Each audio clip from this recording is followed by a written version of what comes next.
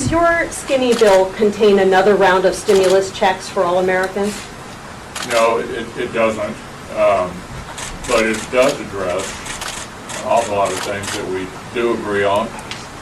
And I don't think the fact that those checks are not a part of this package, as others have said, is a good argument for not doing what we are laying on the floor, most of which is completely without controversy. Why did you decide not to include another round of stimulus checks? We thought about $500 billion was appropriate for at this juncture.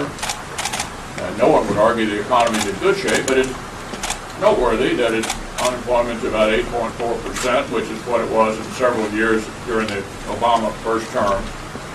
We clearly have way too many people unemployed, and we do continue the plus up of unemployment. That was Mitch McConnell admitting, 100% admitting, that his stimulus package, his new offer from the Senate, will not include 1 cent of direct stimulus check to the actual American people.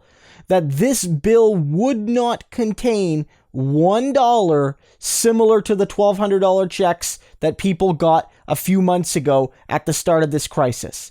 That he's putting a package forward that's got goodies for capital, goodies for business, but nothing for working class and middle class people that are struggling to survive.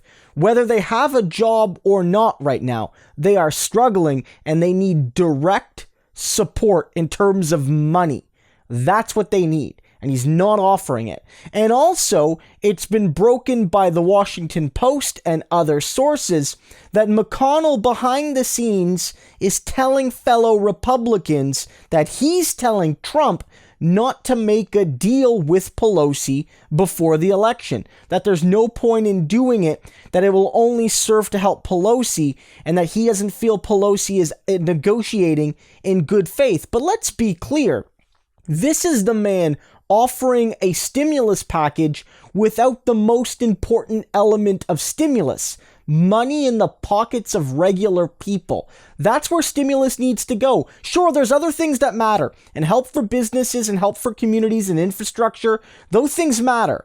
But the biggest thing is getting $1,200 or whatever it is in the pockets of millions, hundreds of millions of Americans who will spend that money at local businesses and will spend that money being able to take care of their basic needs, and that will be far more beneficial than any other individual decision.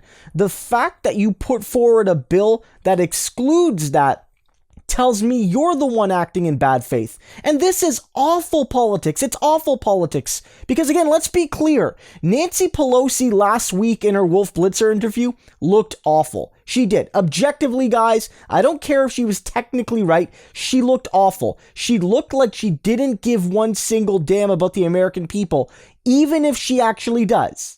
She didn't look like it.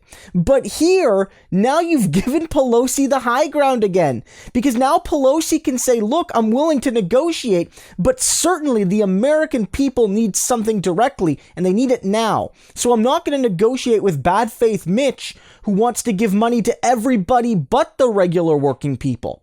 So here's the thing. If a deal doesn't get done, that's a tragedy. But now, more than even before, you can blame Mitch McConnell. You can blame him more than Trump even. You can blame the Senate Republicans most of all. And that tells you one crucial thing, that defeating Trump is big, but defeating the Senate majority in the Republican Party, getting rid of enough Republicans to end their majority control of the Senate, might be just as big as defeating Donald Trump. Because as long as a ghoul like Mitch McConnell is in power in the Senate, there's not going to be any support for working people. And you know they're going to be even more obstructionist if there's a Democratic president. Let's look at one thing Pelosi could do right now. I think she should go, for the jugular really, is put forward one bill, $1,200 a month to every working class and middle class American. Every single one. Similar to the first one. That's it. Nothing else but that. It'll pass the House because most Democrats are going to vote for that. Even if the Republicans reject it, it'll go to the Senate and force Mitch McConnell to vote down money for regular working class people. I know he will, but force him to do it, Nancy. You have an opportunity here to get back in this one, Nancy. You looked bad last week, but Mitch McConnell just threw you a ball that you can take right into the upper deck. Take the swing.